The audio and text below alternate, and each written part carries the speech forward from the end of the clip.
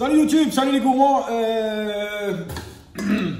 J'étais pas en train de bouffer le chocolat déjà pour la brioche. Que je voulais dire, ouais, donc la première vidéo de la série, ça va être une vidéo brioche. Donc on va faire une brioche, on va faire chez moi un peu, c'est en version XXL. Vous pouvez faire les recettes divisées par temps et temps, selon ce que vous voulez faire comme taille, comme grammage, machin.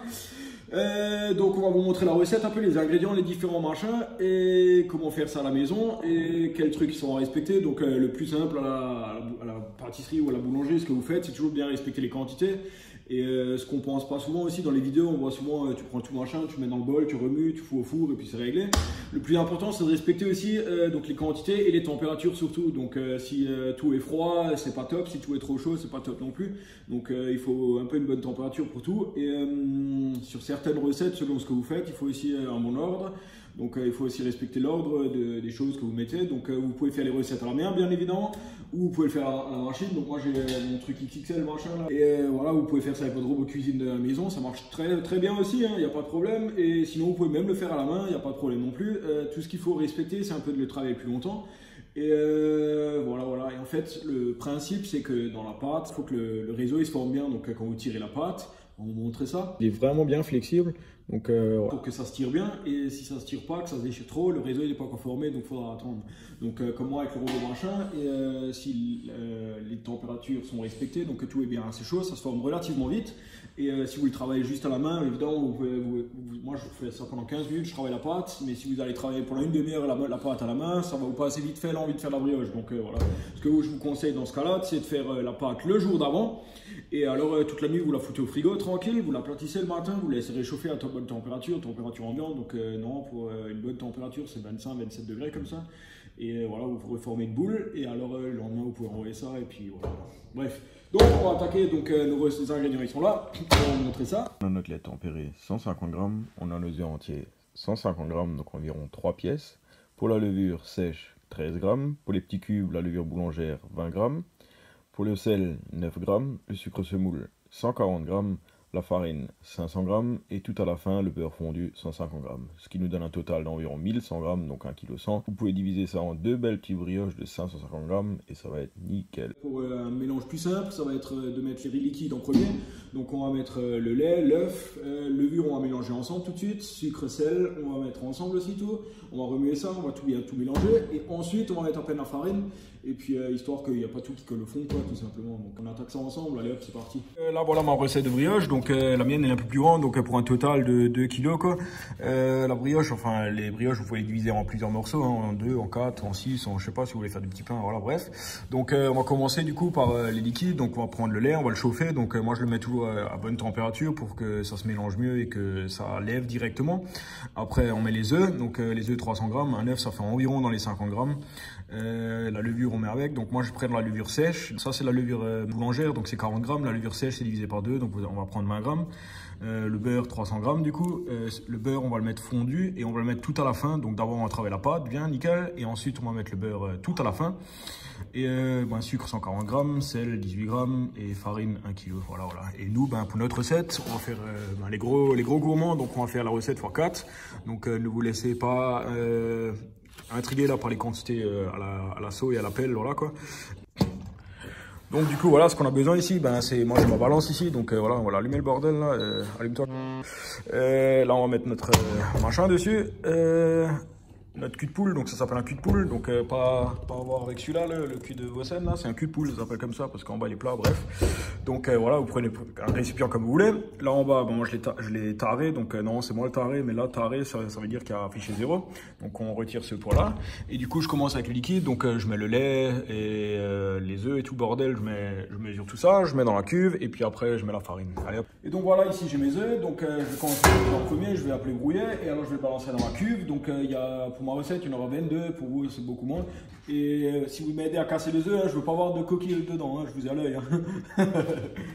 Voilà.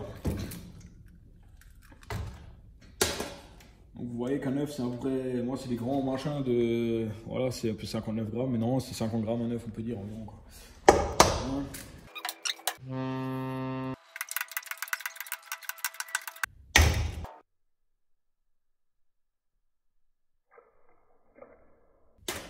du coup on a tous les œufs rassemblés, du coup il y a tout en un, ça paraît beaucoup et voilà, je vous ai vu hein, là les coquilles d'œufs là, je les ai sortis du coup.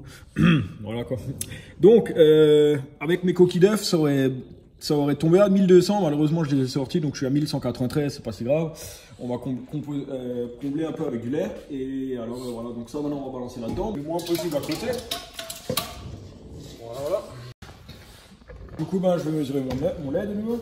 Et je vous conseille du coup de faire comme moi, de faire d'abord dans un petit récipient et après dans un grand, parce que si jamais vous vous plantez dans les quantités, les œufs avec la petite cuillère, ça va être chaud à sortir de l'eau, donc faites ça ici, comme ça vous avez un peu de marge d'erreur. Et puis alors vous pouvez balancer dedans, vous avez une bonne quantité, et puis voilà. Et essayez de faire un maximum possible les choses à température ambiante, quoi. Ça va le lever beaucoup plus vite. Si tout est froid, genre à 4 degrés ou quelque chose, tout ça va stagner, ça va pas lever vraiment. Et si tout est à température ambiante, ça va tout de suite démarrer et ça va vous faire économiser un peu de temps. Et après, ça dépend quand est-ce que vous voulez faire votre brioche, si vous voulez la faire aujourd'hui ou demain à peine. Voilà. Donc là, on a taré notre balance, du coup, on est nous à 0. Et si j'arrive à ouvrir cette ouverture facile à la voilà. Tac. Du coup, pour moi, je fais la recette x4, donc je vais prendre lait 3, 6, 9, 12, donc je vais prendre 1002, donc 1 litre 2, donc là j'ai 1 litre dedans, non, je crois. Donc on peut tout savoir lire. 1 litre, donc 1 litre 2 je vais mettre dedans, donc c'est là que je vais 1 litre 200, voilà. Du coup on va passer à notre levure, donc ça c'est selon les goûts. Moi je travaille souvent avec la levure sèche pour les questions de conservation et voilà. Après vous pouvez très bien mettre la levure boulangère, donc les petits cubes là qui sont humides là comme ça. Pour la levure boulangère il faut mettre le double environ de ça. Pour moi je vais mettre 20 grammes de levure, donc pour cette recette là. Voilà. Donc pourquoi je mets la levure directe, c'est pour qu'elle se mélange mieux du coup, et si les liquides sont bien à température ambiante, elle commence déjà à travailler là-dedans, et ensuite quand on va envoyer les matières sèches, donc la farine, tout ça avec, ça sera déjà pratiquement dissous, et ça va déjà cache pouvoir commencer à travailler, et puis on va gagner un peu de temps, et pour mélanger ça va être beaucoup plus simple. Voilà. Il nous faut 60 grammes, donc je vais balancer, voilà.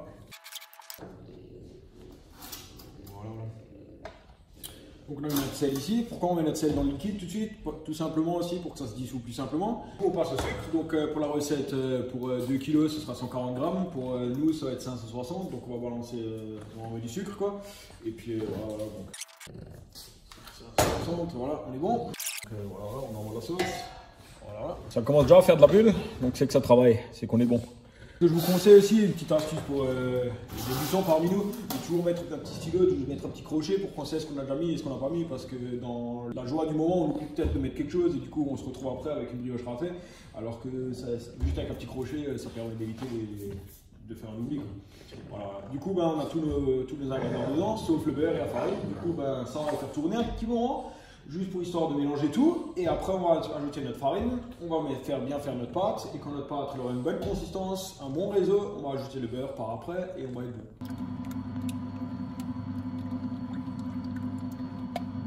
Pour notre recette, il nous faut 1 kg de farine, du coup moi je fais la recette x4, donc ça va être tout simple, je vais mettre 4 paquets de farine, du coup les paquets c'est 1 kg, donc il n'y a même pas besoin de mesurer, ça va être tout simple. Donc on va prendre nos paquets, on va les balancer dedans. Numéro 1, numéro 2, numéro 3, et 4. Et voilà, du coup la farine est dedans et on va envoyer ça, on va espérer que ça ne va pas déborder ce bordel, et puis voilà, ça devrait le faire. Donc on va mettre vitesse 1, tac, histoire que ça mélange tranquillement. Donc d'abord on lui donne un petit 7-8 minutes, histoire que ça mélange bien. Et quand tout sera bien mélangé, il n'y aura plus rien au bord. Il faut surtout voir qu'il n'y a plus rien à gratter au bord. On va prendre notre petite corne, du coup on va gratter un petit coup. Et quand tout sera bien mélangé, on va lui donner un petit coup à la vitesse 2, histoire de former un bon petit réseau, et alors on va être bien. Et du coup, quand ça a bien mélangé, on prend une corne, donc le machin plastique là, vous prenez une cuillère ou n'importe ce que vous voulez. Avec une corne, ça marche le plus simplement, vous trouvez ça partout, un peu dans le rayon pâtisserie, vous trouvez ça partout.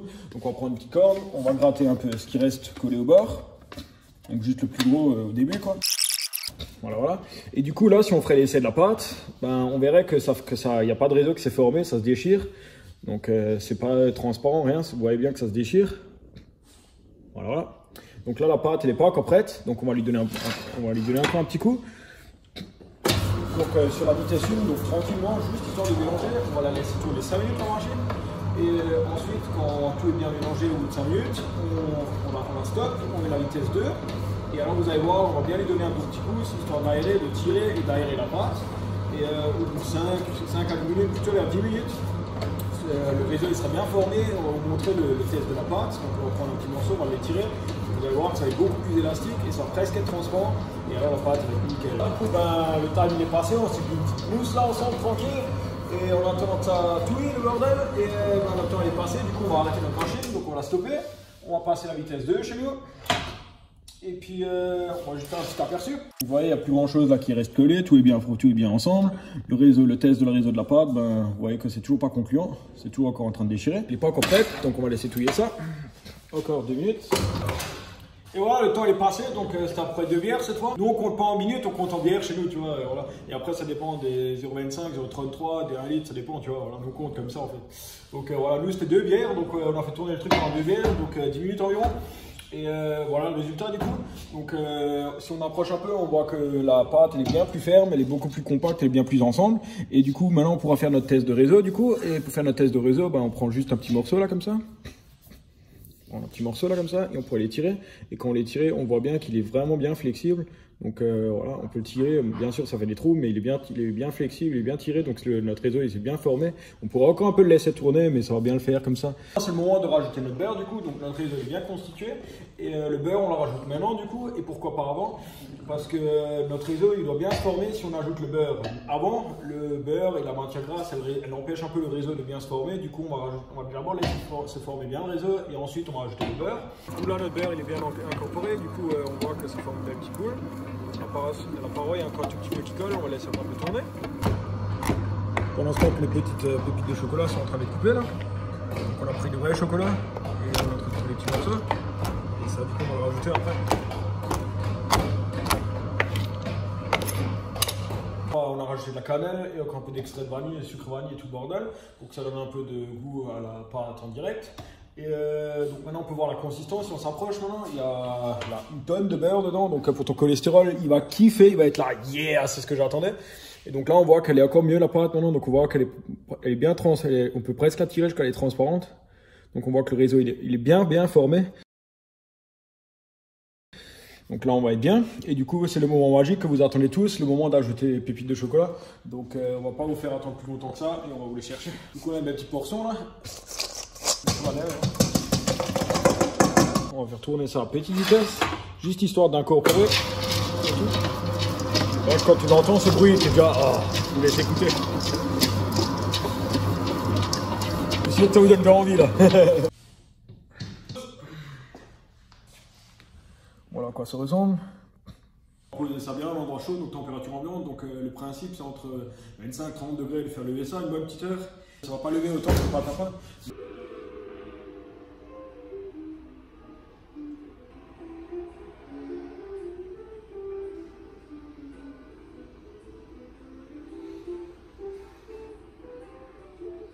Et donc voilà, la première on l'a mis en forme, donc le principe c'est simple, tu fais 3 brins et après tu les tresses ensemble et puis voilà, et les fins tu les replies pour que ça se défait pas et pour que ça ait une belle petite gueule et puis voilà, et après tu les poses sur plaque et c'est parti, et ça on fait x4 et alors on va être bien. Donc on va faire une petite mise en forme ensemble, donc on va prendre notre balance, on va diviser ça en 3. Donc déjà on va faire ça vide nez, donc la balance en grave, tac. On va faire ça vide nez comme ça, tac, ça va prendre fois en 2, comme ça. Première fois à vide nez déjà. Donc on va essayer de faire morceau 3 pareil. Ça, donc du coup maintenant on a le 3 parties ici. Et du coup ce qu'on va chercher dans la pâte pour qu'elle soit la plus moelleuse et la plus aérée possible, on va faire un rabat pour garder et attraper le plus d'air possible et garder le plus d'air dans la pâte possible. Donc si on fait ça comme ça, vous voyez qu'elle est vachement molle. Du coup, qu'est-ce qu'on va faire? On va essayer d'attraper le plus d'air possible, donc on va faire un rabat. Donc on va prendre l'extérieur et on va la rabattre vers le milieu. Donc on va faire ça comme ça, tac, tac, tac, tac, tac, tac, tac.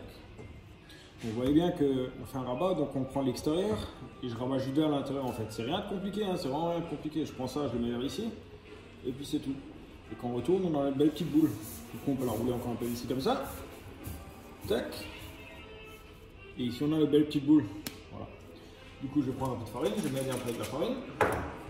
Je vais rouler la boule dans la farine. Voilà. On a notre premier brin et avec ça on va faire avec nos deux autres la même chose. Et du coup maintenant on va procéder à la mise en forme. Donc on va bien le placer, on regarde qu'elle colle pas. Donc on prend l'extérieur, voilà ici. Voilà. Tac, tac, tac, tac, tac, tac. Voilà. Et c'est là que ça se complique un tout petit peu. Parce qu'on va essayer, on va venir enrouler le dernier deux petits brins pour faire une belle petite fin bien propre. Voilà. Et ici on continue tout simplement dans l'autre sens en fait. Et voilà qu'on a notre belle petite tresse. On vous montre ça à deux près.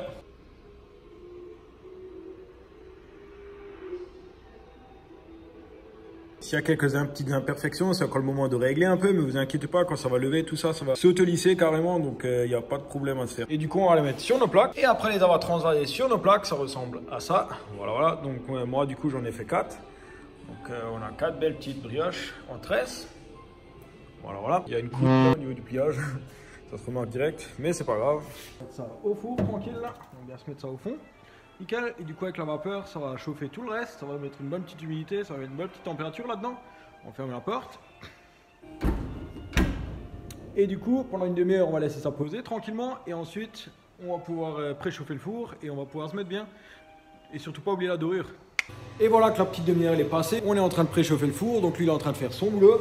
Et ici on est en train de faire une petite dorure au-dessus. Donc la dorure je prends quoi, je fais un œuf et un peu de crème avec. Je mélange tout ça, après chacun a sa petite recette. Un il est plus pour de l'œuf pur, l'autre il est plus pour un peu plus de crème, l'autre il est pour 2 œufs, l'autre il est juste pour le jaune d'œuf, machin. Un petit pinceau comme ça là, et vous appuyez pas comme des bourrins. Et vous tartinez ça un peu, moi je fais un double, donc je passe une couche et je repasse encore une fois une couche par dessus et alors on est top. Et quand l'autre il va faire bip bip, qu'il est en bonne température, on va pouvoir en faire ça et puis on va bientôt se régaler. Allez hop, encore un tout petit peu de patience.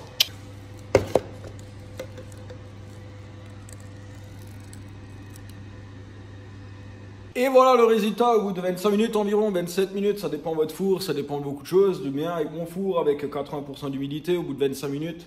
27 minutes, c'était bon, c'était réglé. Donc voilà les monstres, donc c'est des biscottos les trucs, donc c'est vraiment des mastodontes les machins. Et ils ont vraiment une belle gueule, bien doré, bien truc. Donc quand ils ont refroidi, on va se couper une belle petite tranche et puis on va voir ça de près. Et puis voilà, moi j'ai l'eau à la bouche, j'ai vraiment envie, mais malheureusement c'est encore un peu chaud, donc il va falloir un peu refroidir ça, il va falloir être un tout petit peu patient. Et puis alors on va goûter ça ensemble. Vous êtes prêts? Allez hop, à tout de suite quand c'est refroidi. Et voilà les amis, on va passer à la dégustation. Donc juste pour vous voyez, c'est un couteau, il est déjà pas mal long, donc voilà quoi. Hein. Et j'arrive même pas à faire la moitié du coup. Enfin, j'arrive juste à faire la moitié de la brioche en fait. C'est vraiment devenu un mastoc le truc. On va se couper une belle petite tranche là et on va goûter ça. On voit un peu qu'elle fume encore. On va quand même goûter ça. Bon, elle est encore un peu trop chaude, du coup elle tire un peu des fils encore. Mais elle est super bonne, franchement, beurre, la race. Donc elle a un super bon goût. C'est une tuerie. Regardez-moi ça.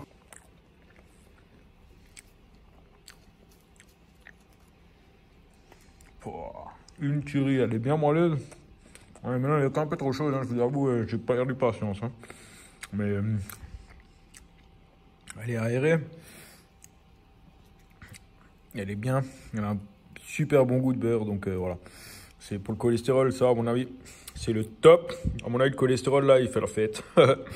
Donc, si vous aussi, vous voulez faire une belle petite brioche comme ça, vous avez la recette, vous avez tout pour réussir. On se tient au jus pour d'autres recettes encore, pour faire du pain surtout, des bricoles encore. Prochaine fois que vous faites café gâteau avec les potes, faites-vous une petite brioche, vous allez être les rois. Vous allez vraiment être les rois, tout le monde va vous envier.